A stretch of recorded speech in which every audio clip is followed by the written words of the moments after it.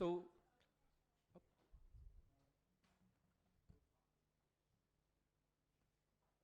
oh, okay. Let me just, so, okay. Let me just introduce and everything. Hi, my name is Raymond Pathanavarangoon, and I'm your moderator. And welcome to today's discussion about the film that is currently now in the cinemas called A Useful Ghost by Ratchapu Munyatadtok. So please welcome the director here. Hi. Hi. Good evening. I'm Rajapum. I'm a writer director of the film A Useful Ghost. Yep. Yes. And actually, we also have the producer, but unfortunately, she's not feeling very well, Kataya B. And so we really apologize that she can't be here with us tonight. But otherwise, we still have a lot of things to talk about. And the first thing I want to know is who has seen the film? Oh, wow. Quite a few. This is better than I thought. So I was just going to say, I was saying to Uy that basically we want to keep the spoilers to a minimum so that basically for the people who haven't seen it, you know, like, you kind of like, you won't be spoiled from the experience. But just a quick introduction of myself. I am a film producer and also a festival programmer. I used to be the programmer for Toronto International Film Festival, Hong Kong International Film Festival. I was the delegate for Cannes Film Festival's Critics Week.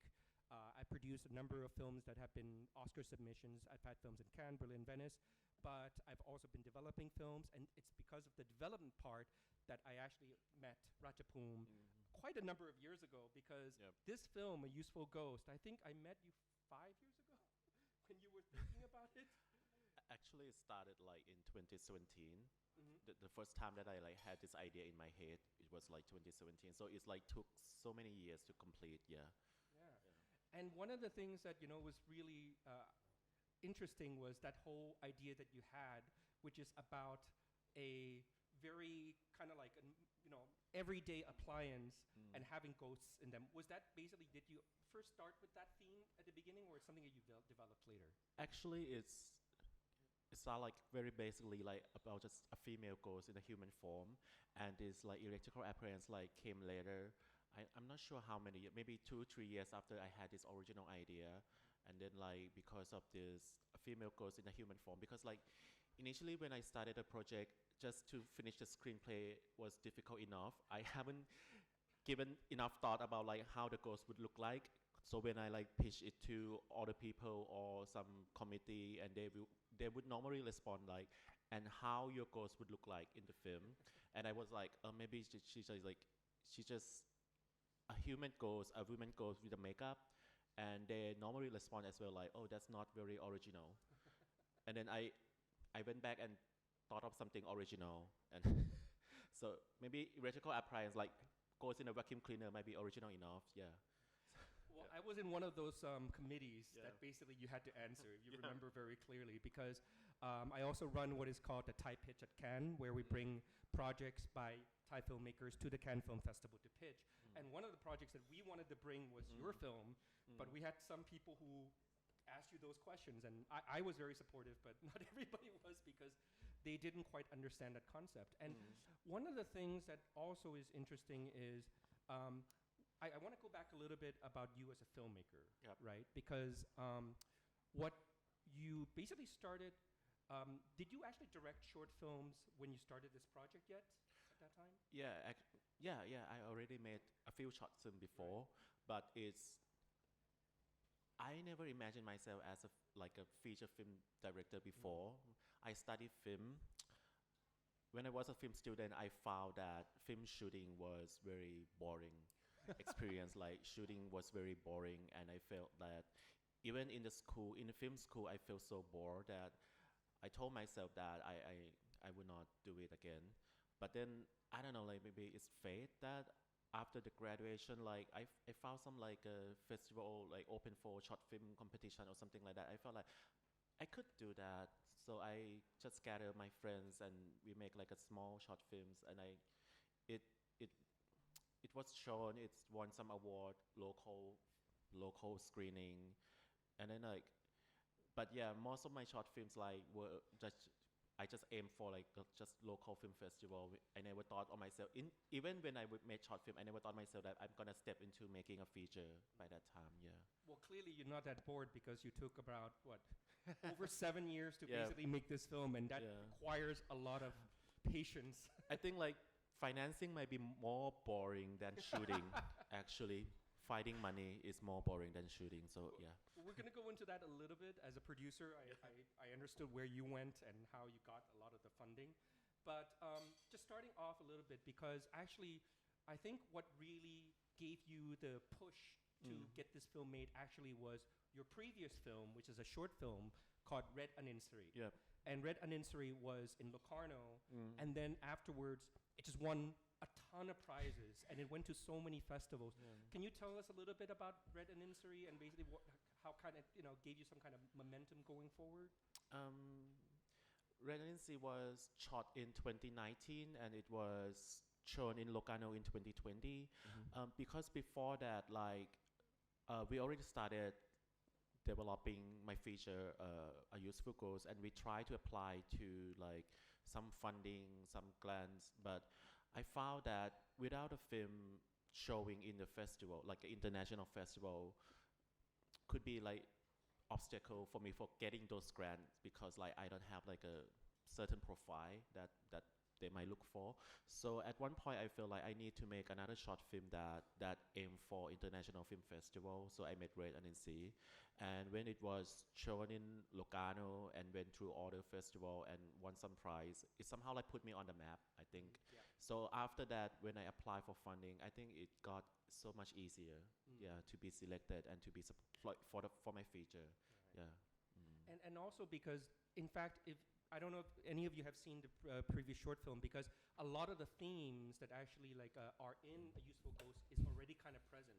You know, the historical, the queer, a lot of that is already very much present there. And you know, like, so was that something that you feel is almost like your directorial, you know, like authorship, or you know, like how do you explain? I that think a little bit? I'm not sure, like, because I think author they are not conscious. maybe it just come like I feel like it's this theme maybe just recur in me.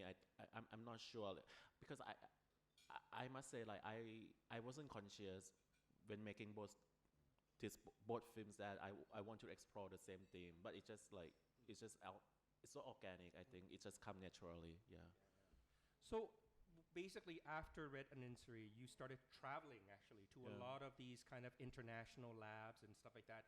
And can you explain about how that also kind of helped you to develop the project? Because it took 7 years. So obviously, and you said that you started off didn't even like not knowing what the ghost was going to look like, right? Yeah. I think like meeting a lot of people and talking to many people and getting feedback somehow shape the project. I mean, like if I'm such a wealthy millionaire and I just fund my I just 100% fund my film, like the film would look very different, like because like it doesn't go through this trajectory of meeting people, and it somehow like shape our film and give me some idea like how to make a film that could connect outside also like certain cultural boundary in Thailand and to reach other people from other culture as well. So somehow like it's helped me to get like how to communicate and how to convey the same thing, like because if you saw the film you see that the film is so Thai. I mean like the context in the film is very Thai, and I feel like it could be very difficult for it to get across to people from other culture as well. But I think like my experience of being in this kind of labs and workshops somehow like kind of make me, how to say, like kind of make me understand how to balance it, how to stay committed to local story, why develop like a film language that could be universal, I would say, yeah.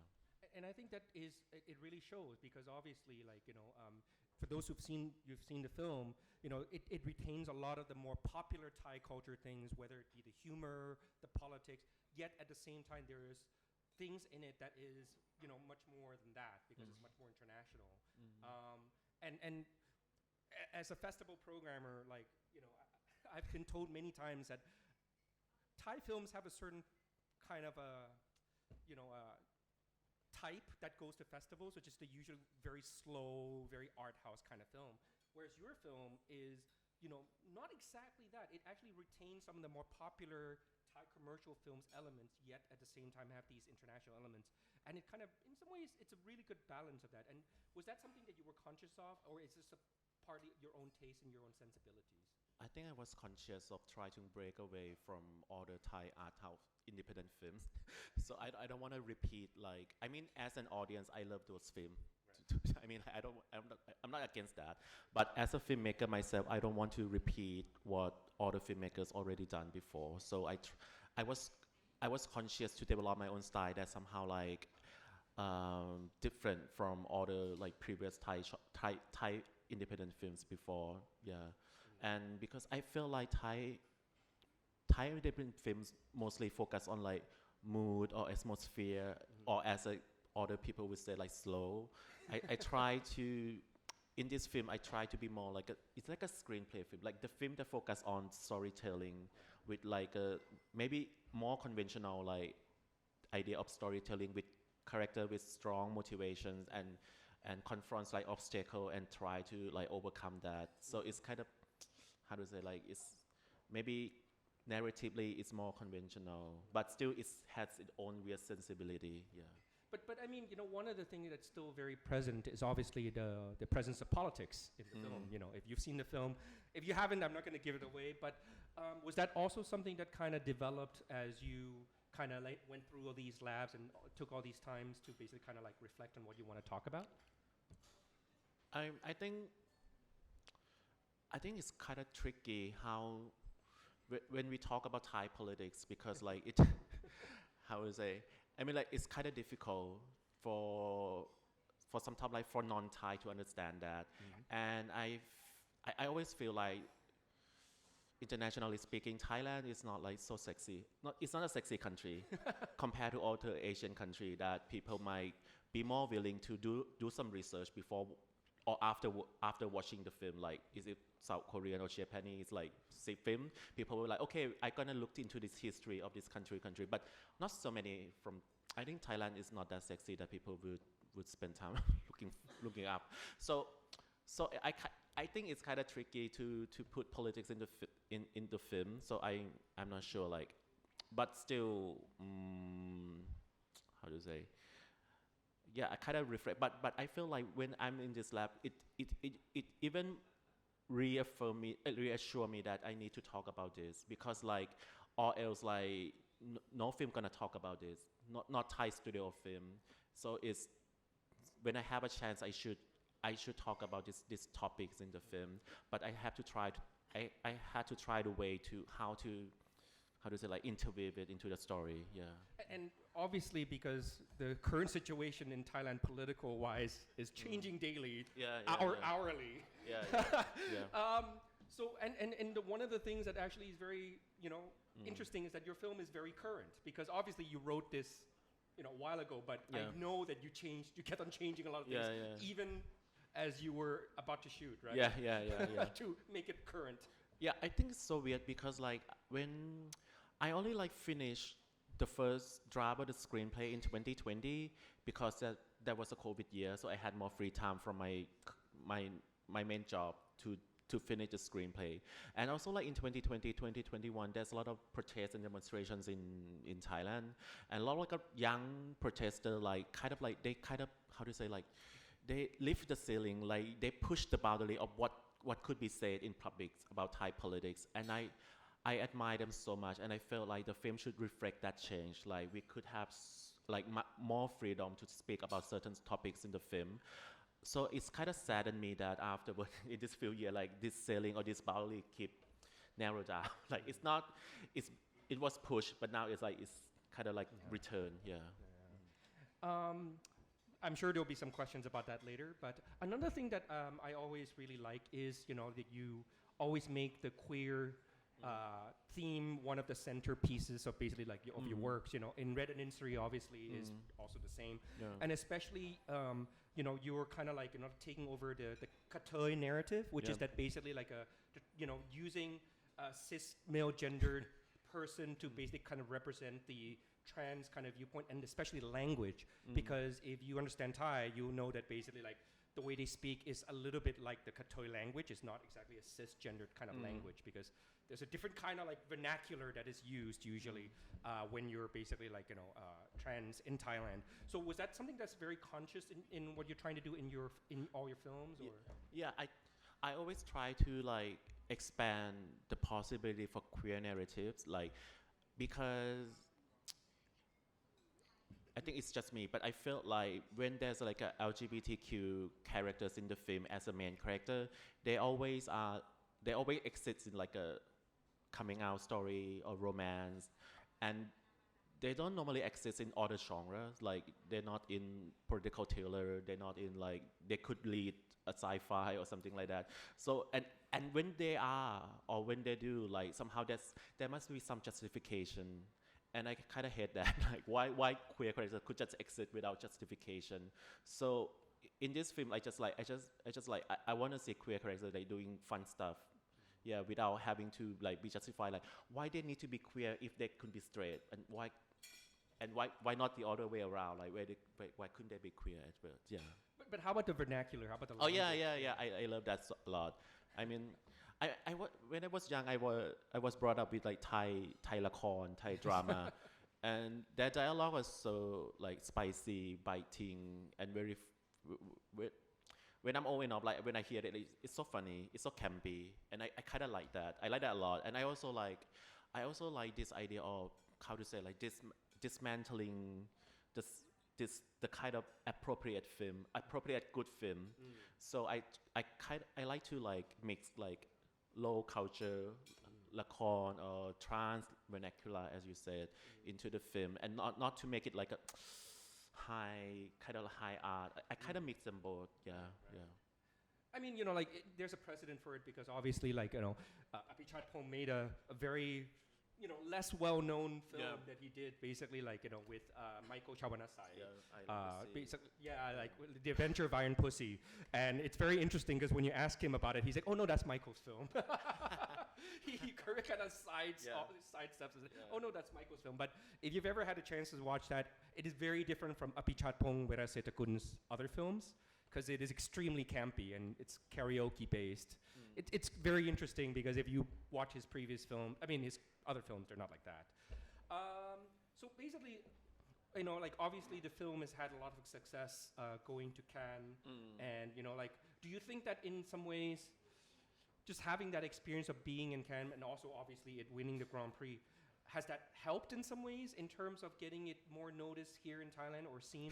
Or do you think that the fact that you had to basically cast a lead actor who was well known enough to get people in, which one do you think kind of helps more, or they kind of all go hand in hand? I think the truth is more inconvenient. It's more sad. I don't know. I'm really not sure. Like, if winning at Cannes could affect how Thai audience view the film. Maybe some. Yeah, it does, but I'm not sure. Like, it's enough for like to draw enough audience into the theater to make it. I don't know, to make it like a proper box office.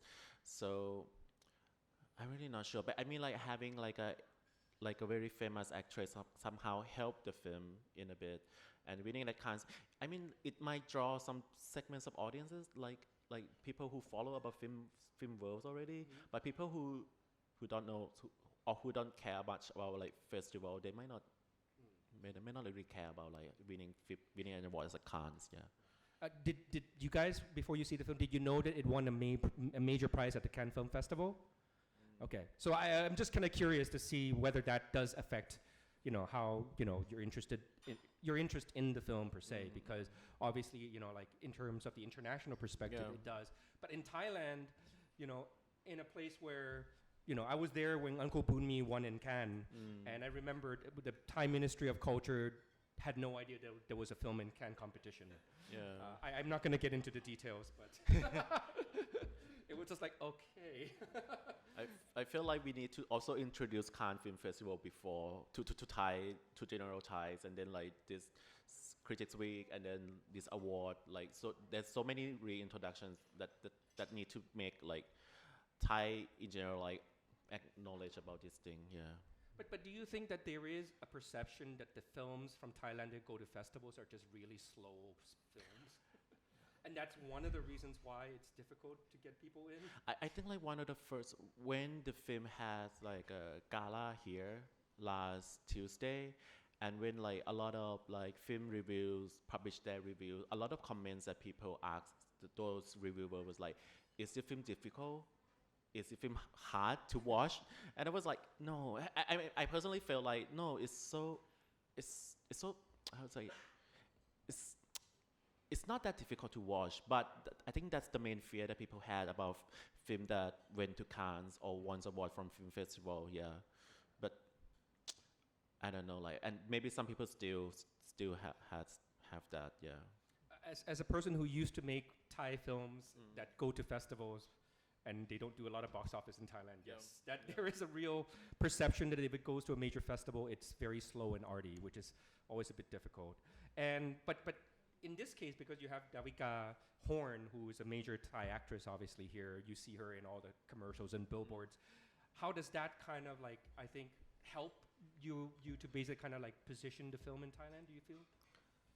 I think it makes the film different from other independent type films that might cast non-professional actors in the role, and I was very happy working with her and also like all the cast in the film, but I think it's kind of help. I mean, it get more exposure. It get the film more exposure, but still, I'm not sure that it really make people like buy the ticket. Yeah. Actually, I don't know. Yeah. Yeah, and obviously having a star makes the budget also go up, right? And I know that the film is, for a Thai film, for a Thai indie film, is not a cheap film. I'm not going to get into the details of how much. I know roughly how much your film is, but you know, the film actually is a co-production with countries like France and Singapore, Germany. What else? I forgot. There's one That's more. the main country. Oh, that's the main one. And because you need to find money from overseas, Yeah. I mean, like, does that kind of also, you know, help you to raise the money to make the film that you want to make? Yeah, of course. Because like, I think maybe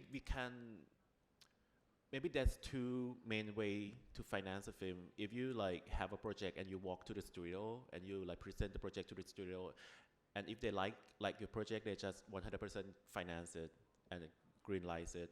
But somehow like because of that, they own the project. And if they want to make some creative intervention, they could change the script, they could re-edit your film. But if you don't want to have that, you might like do this co-production and finding soft money from other countries. But it will take you like, for me, like 7 years, 7-8 years, yeah. And then like, so you can have like creative freedom, creative control, so you can make a film that you want to make without having to like compromise too much, yeah. But considering how long it took, would you do it again? That's also I also asked myself that. I mean, on my first shooting day, I walked into the set, and I was like, oh, how many years it took for me to get here? How a person can make a film in a lifetime? If I have a chance for the next film, I hope it takes less year. So I kind of wonder myself as well, like whether like if I want to go through that again, like so many years of like developing and financing, or I just like if someone just give me money, but I have to make compromise. I'm not sure. Yeah.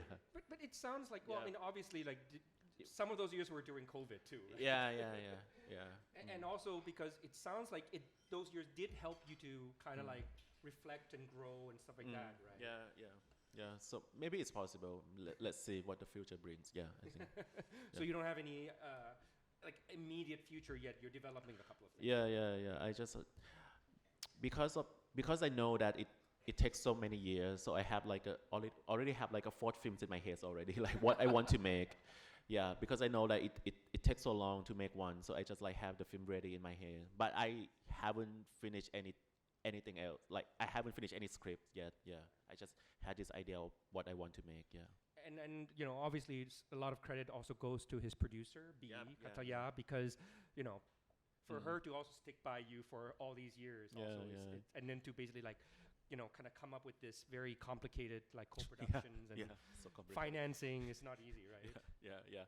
I mean, like, She kind of she protected me a lot from all the headache and about this financing stuff. And I mean, I think I'm still waiting for her to explain to me like how you do all this finance thing. I don't know. I don't know how to say it, because it's too bad that she isn't here today. Yeah, because like she could give you like a better answer of like how to manage all this co-production. So complicated. Yeah. But at the same time, and I mean, like all these international travels that you did, all the labs and things, you know, I think it's a good experience. Yeah, right? yeah, of course. You met of a lot of course. friends. Yeah, yeah, yeah, yeah, yeah, yeah. That's yeah. And I think that's one of the things I always appreciate is, you know, when you grow, it's going internationally and go to all these labs, meeting filmmakers, watching films from around the world can actually make you have a much more international viewpoint, you know, and I think that's something that I think, you know, really helped you along. I've seen you grow as a filmmaker all these years too, and, you know, it's been really, you know, gratifying to Yeah. see that, Oh, that thank you've you. come to this point. Thanks, Yeah. thanks. So anyways, that's around 30 minutes, so I wanted to also open it up to the audience. I obviously can ask more questions, but I don't want to prattle on endlessly without getting some of you guys to basically say something. So any questions at all? Yes. Yeah, we have a mic over there. So yeah, so I think you have to go over there to ask. Sorry about that. Yes. Yes. Hi. Good evening. Thank you. My name's Sebastian Berger. I'm the Southeast Asia Bureau Chief for the International News Agency, AFP. I was curious about the reference that you made to the space for speech. And I'm wondering, as an artist and a filmmaker, how constrained do you feel by 112 and associated laws and rules? Do you feel that they prevent you from saying things that you might want to say, even about subjects that aren't necessarily the obvious ones under those rules? เขาบอกว่าไอ้112อะไรพวกนี้มันทำให้ยูรู้สึกว่าเกรงใจหรือว่ายูไม่อยากจะพูดบางเรื่องอะไรพวกนี้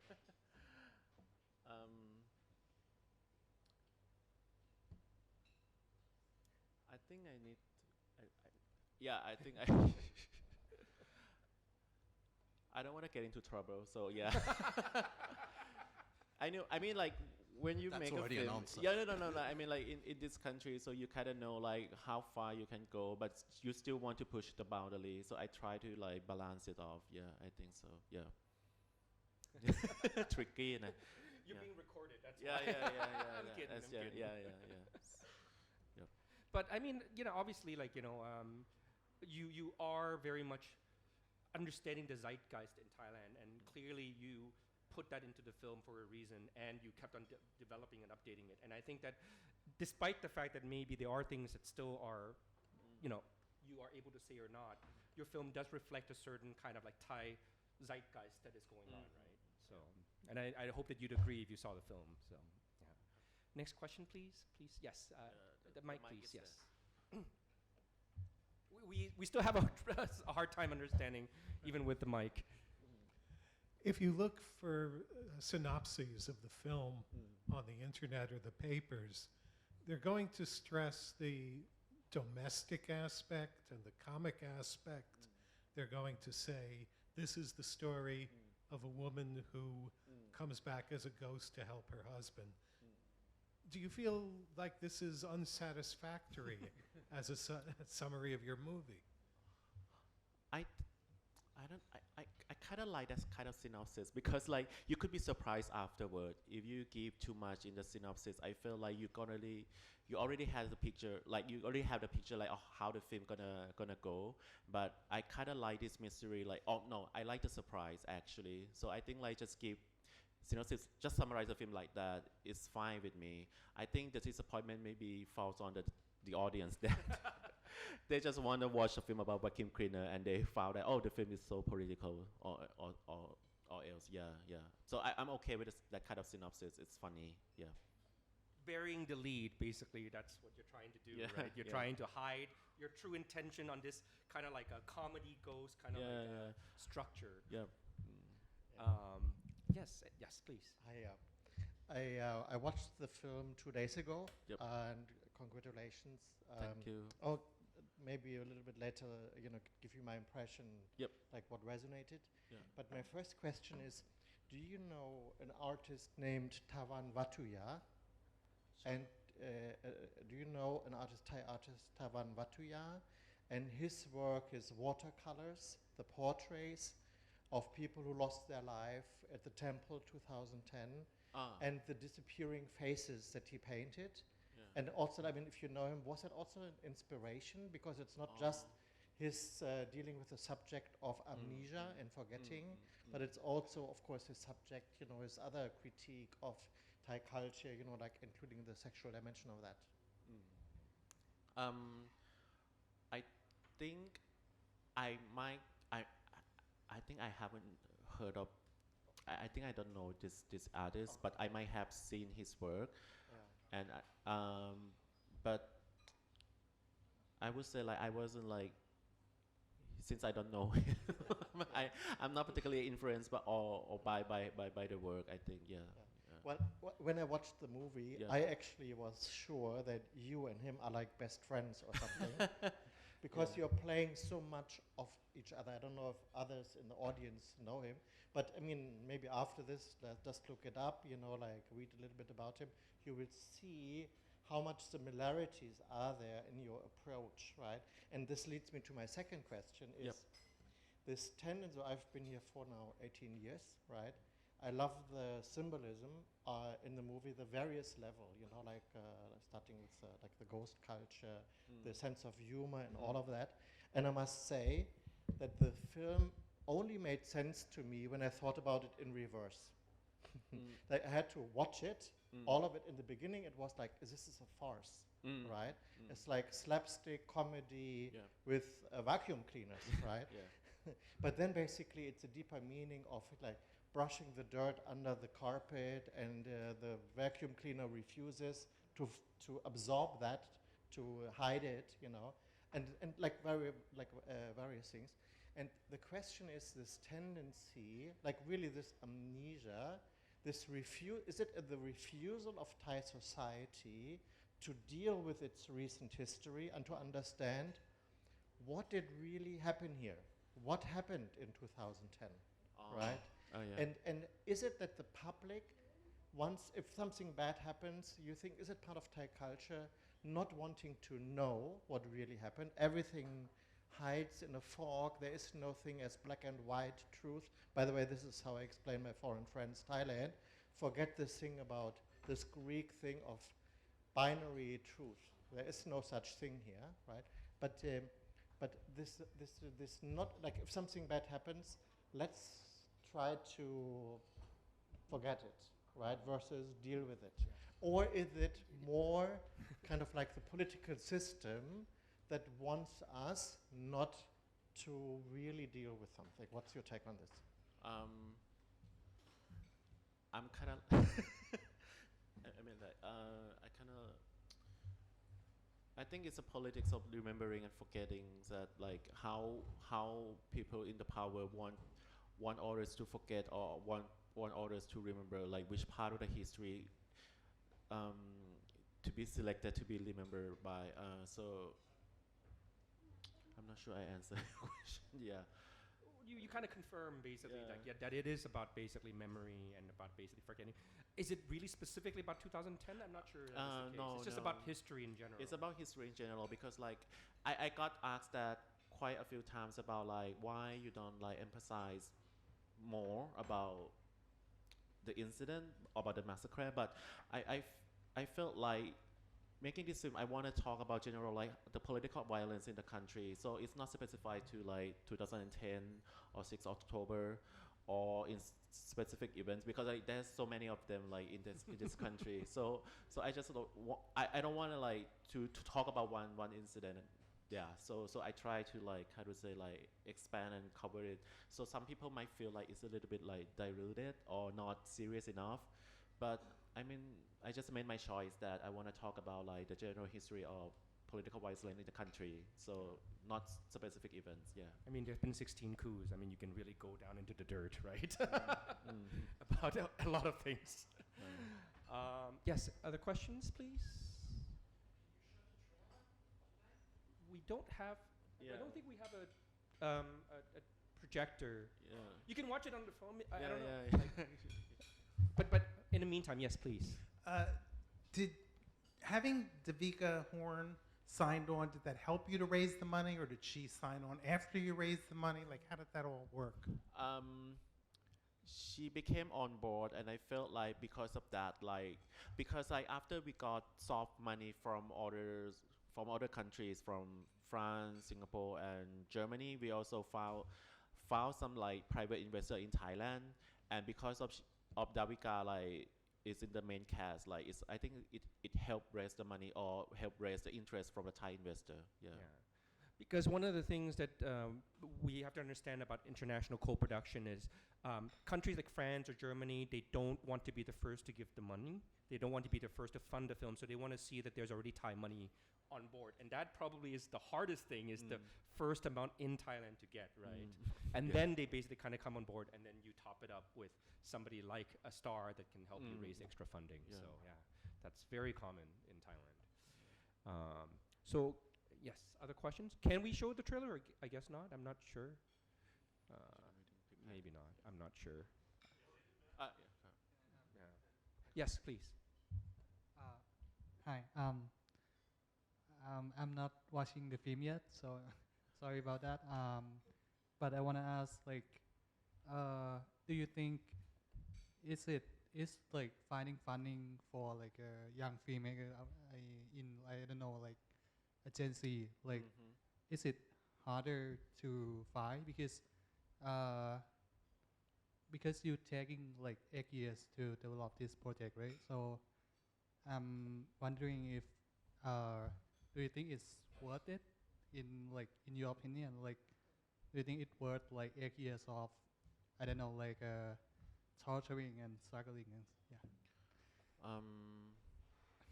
I don't know. Let's see, because I think like the film still has like the film hasn't finished its cycle yet, so I'm not sure like whether like is it worth it or not. But I don't know, like but it's an experience that I myself personally don't want to repeat it again if I make another film. But I feel like in Thailand for independent films, like it normally takes 5 year minimum. Like the first time that I heard of this project, like if it's like in some like it's released new that this filmmaker wanna make a film this title, and then you can calculate that next 5 years is gonna be complete. But no, I don't think no less than that. If you're lucky, I'm not sure. Yeah. It's not just Thai films. I mean, Yeah, my next film is taking about 8-9 years also, and it's a film in Taiwan, but it's a 10-country co-production. It's just independent filmmaking when you want to have the control on what you want to say and the financing. That's just the way it is. If you don't want to give your IP, or you don't want other people have the final cut, you just have to do it that way. I mean, that's just the reality, because filmmaking is an art form that requires a lot of money. And it's not something you give for free, because if you want to do something else, you can just write a book or make a painting, and that's much cheaper. But films cost millions of dollars, right? Yeah. So I have my friends who initially she wanted to develop the film herself, but somehow like at one point she could not wait anymore. So she she went to the studio and they 100% finance the film, but somehow like they co-write the script with her. So yeah. And do you think that was worth it? I don't know. Because we know who we're talking about. We're not I going to don't mention want- names. yeah, We're not going to yeah, mention names. yeah, So we know who it is. Yeah, But I'm not sure about that was worth it either. Mm. So Yeah. just because you go to the studios doesn't mean it's great also. So yeah. It would take less time, but yeah, still. It still took her a while. Yeah, less time than mine, I think, but yeah, Yes. still. Yes. Is that yeah? Can I ask a little more? How can you like stand your ground, like, because 8 years is not like it's a long time, right? So how you like feel like confident to think that it is the right way, or your story must be told by like this direction? I think I also got asked that quite a few times as well, and I wasn't really conscious about why I still stay committed to this project, but I feel like I try to reflect upon the question, and I think it's because of my producer. So keep so like they trust me, they trust me, so I trust that they're gonna I don't know, like take the projects to the destination. So I think so, yeah. And then to be clear, Yeah. those 8 years, number one, also were COVID years, so that Oh also yeah, yeah. take a definitely. few years. And number two, it wasn't that bad. You got to go Mm. to a lot of fantastic places and labs and Yeah. met a lot of people. I mean, it wasn't so bad, was it? Yeah, we won our award, so I think like it's it's kind of good. Nah. It's kind of great, yeah. Because like eventually I felt like, I mean like it's not everyone that could get this. I don't know. So I think it's kind of special. All this thing, yeah. Yeah, you went to Locarno, you Yeah. went to like, Cannes, you went Yeah. to so many pretty amazing festivals. And this is before the film was finished. He was just going to labs and going to different things. And I think that's nice. Yeah, yeah. That's nice. So Yeah. I'm also trying to basically not say that it's all negative, basically, like as somebody who works at festivals and, have been around for 20 years plus, I mean, I don't necessarily think it's a bad thing because time sometimes allows you to, make the best film that you can because, and maybe you could agree, if you made it 6, 7 years ago, it probably wouldn't be the film that Yeah, you make yeah. today. If I just had the money and made it like 7 years ago, the film would be totally different. I don't think it would be as strong as like what it is now. Yeah. Yeah, so it's not a bad thing. So 8 years, but, time will tell. But maybe less, maybe less years like for the next film. Yeah. Right. Yes, please, next person. So I had another question about financing. Just wondering if the Netflix investments or the increasing popularity of Thailand outside of Thailand, is this going to make it any easier for independent Thai filmmakers to generate financing, or is the commercial side and the independent filmmaking side so different that it really doesn't make a difference? I'm not sure if Netflix is interested in Thai independence film. I'm really not sure. Maybe I don't think they only. Until now, they only produce like more mainstream ones, so I'm not sure like if they like interested in this kind of project. I mean, like they produce like a lot of like well-established order, but it's They did Hunger. yeah, but I mean I don't know. Yeah, but I don't think like they're gonna invest in like Thai independent art house soon. Yeah. I mean, they did pre-buy Doi Boy, for example, but Yeah, they didn't yeah. produce it. But they didn't produce it, yeah. I have very strong opinions about this because I think that we've gotten to a point where Netflix is now basically a de facto monopoly in Thailand, and it's extremely negative because literally Thai people are giving away their IPs to an American conglomerate, and they basically take everything. A perfect example is Hunger. Hunger did very well. And now they're going to make a second one in Korea, and the Thai director and screenwriter gets nothing for the second film because the IP belongs to Netflix. It's the same thing with, like with Squid Game. The original creators get nothing for the sequels because they basically own the IP. And in my opinion, if you think about all these amazing, like, intellectual properties, like say Dragon Ball, that was produced by Netflix, and they took the IP in the 80s, like all of Japan's like cultural identity would be gone. And here we're in Thailand where we're so desperate to basically make films that we're willing to give IPs over to an American conglomerate like IT supercomputer company. And I have a very, very big problem with that because to me, part of the identity of your culture is basically you controlling the destiny of the kind of intellectual properties that you create. And as an independent producer, I feel very strongly about this because that's one of the reasons why I still do what I do, because I don't want these companies to basically just railroad us and just take away all of the stuff that we do. Because if it's a hit, we deserve to basically get the money and to keep the destiny of where it goes, in our hands. Yes.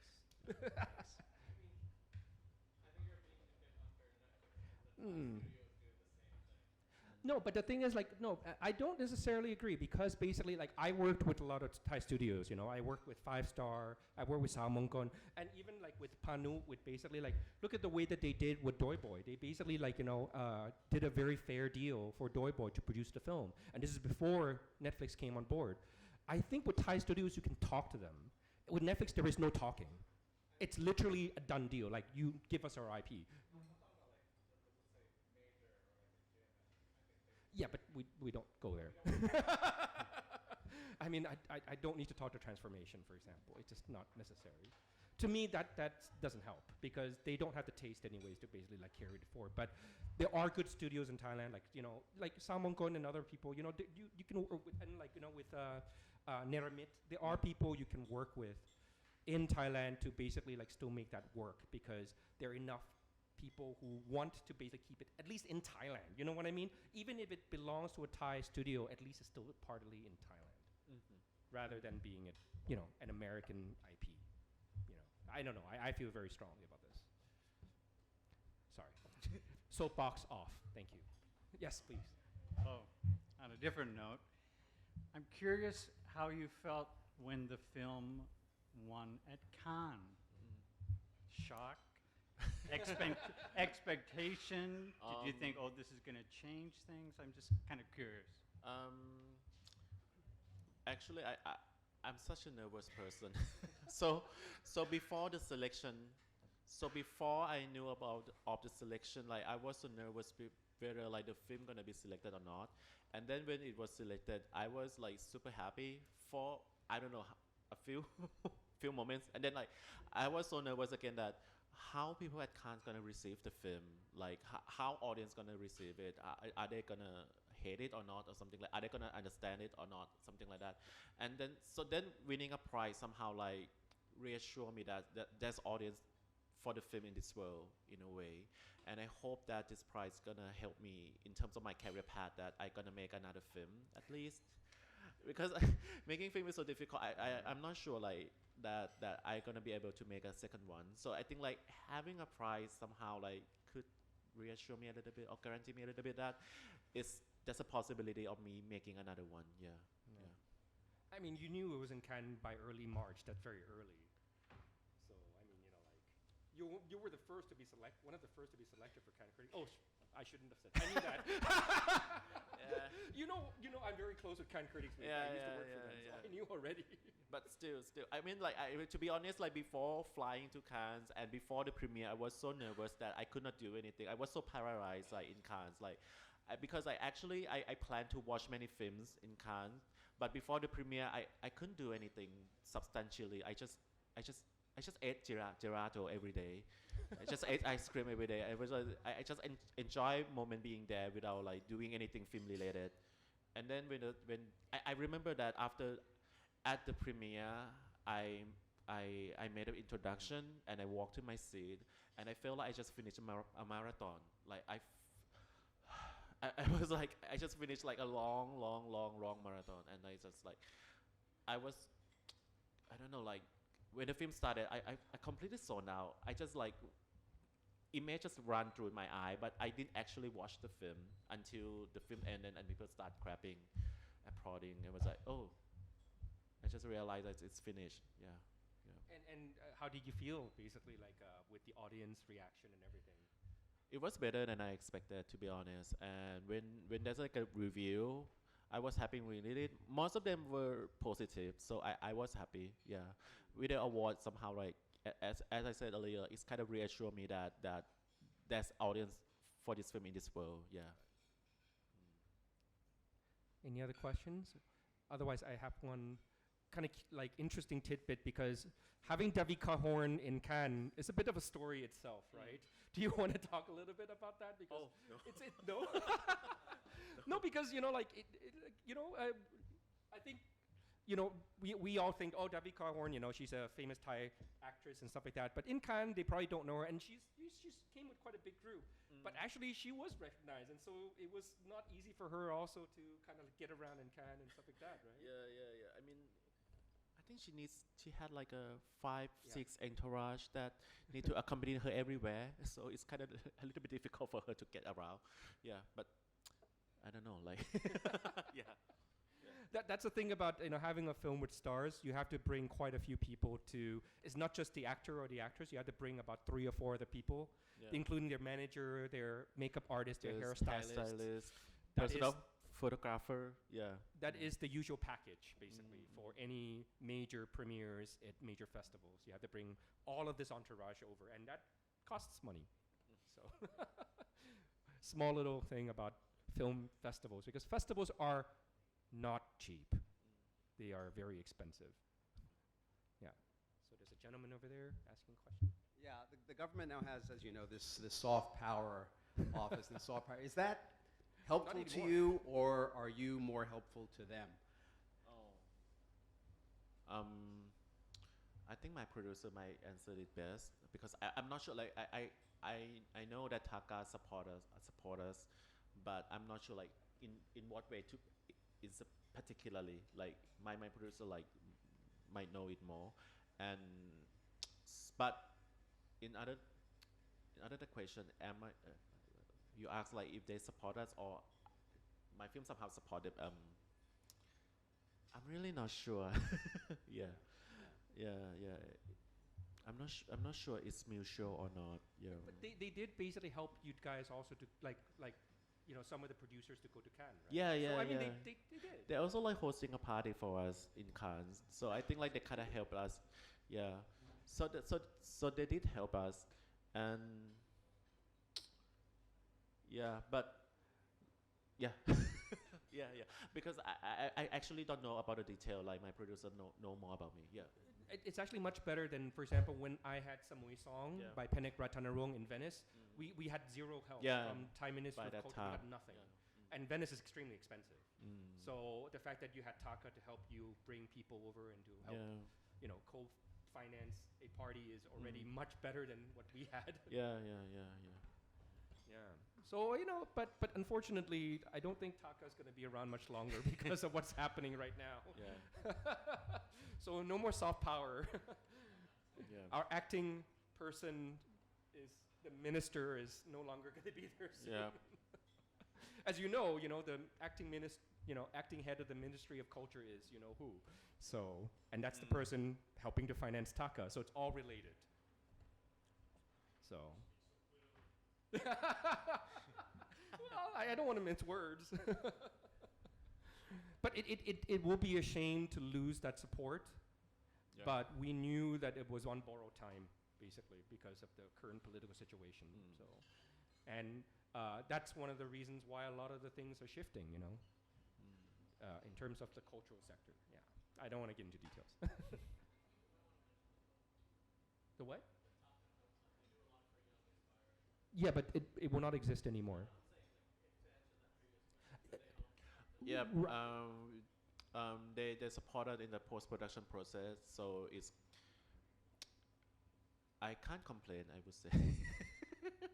But it came a little bit late, like because it's not in production but post-production. So they did support us, as well in the budget term. Yeah. Any other questions? How much time do we have? 5 minutes around. Yeah. It's already nearly an hour. Yeah. No? Do you have a question? No? Are you going to bring your friends and family to see the film? I hope so. And in terms of, the future of the film, obviously you mentioned that you haven't finished the cycle. Yeah. And you're going to go next to the Toronto International Film Festival, right? Next week, yes. Yeah, which is one of the biggest film festivals in North America outside of Sundance. So that's going to be great. Yeah. The film doesn't have a U.S. distributor yet, right? Or does it? Oh, we do. Oh, you do? We do already. Oh, yeah. fantastic. It hasn't been announced yet. No, already. who has it? Cineverse. Cineverse. Okay. Yeah, it's like a new one. Yeah. Yeah. And it's currently also out in the cinemas in France. Yeah. So it was released around the same time as in Thailand. Yep. So it's in the French cinemas right now. And you're going to also be in Busan Film Festival. The film will be. Yeah, right? the film will be screened also in Busan Film Festival later this month. Yeah. Right. Yeah. And anywhere else that you're going to go? The film I know is going a lot of places, but how about you? I'm going to be in London. It just announced that the film is compared in first feature competition in BFI London. So I'm going to be there next month. Yeah. So that's one of the kind of the big festival in UK as well. Yeah. Yeah, it's a great festival. Yeah. And with really great festival director. She's great. Yeah. What else that it's got announced? It's in the Festival du Nouveau Cinéma in Montreal, but that's not announced yet. But I'm not going. Sorry. But I'm not going. Yeah. I mean, I would already be in Toronto already. So to fly back to Canada again would be like too tiresome. Yeah. Yes. So it will to be announced. There are other festivals coming in Asia also, right? I think there's one. Anyways, not announced yet. I think. No, it's not announced. Yeah. It's not announced. I haven't known yet. I myself haven't known yet that we're going to TIFF. Yeah, but no, I haven't announced yet. I'm Okay. trying to Sorry. That's one of the executive producers, by the way. No, it's good, it's good, it's good. We're all friends here. Nobody's going to report that tomorrow, I hope. Any other questions, or are we good? We still have time for one or two more. No? I hope you found the film interesting. At least, yeah. Okay, great. I guess that's it. Yeah, thank you so much for being here. And of course, thank you so much, Rajapum, for doing this. Thank you so much. Yeah. ครับ ขอบคุณครับ